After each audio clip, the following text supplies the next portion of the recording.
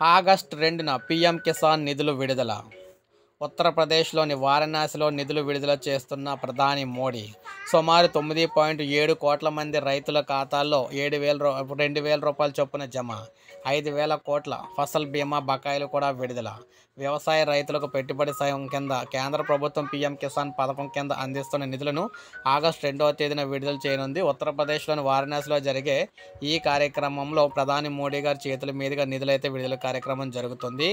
9.7 కోట్ల మంది రైతుల ఖాతాలోకి 20,500 కోట్ల నిధులైతే విడుదల చేయబోతున్నారు. పీఎం కిసాన్ కింద ప్రతి ఏటా కేంద్ర ప్రభుత్వం రైతులకు 4 నెలలకు ఒకసారి 6,000 రూపాయలు విడుదల చేస్తుందండి. మొత్తంగా 3 విడతలు 6,000 ఇస్తుంది. 19వ విడత ఇటీవల అయితే వేశారు. ఇప్పుడు 20వ విడత నిధులైతే ఇప్పుడైతే వేయబోతూ ఉన్నారనమాట. 20వ విడతకు సంబంధించి నిధులు వేస్తుంది. దాంతోపాటు ఫసల్ బీమా కింద 5,000 కోట్ల బకాయిలు కూడా విడుదల చేయబోతున్నారు.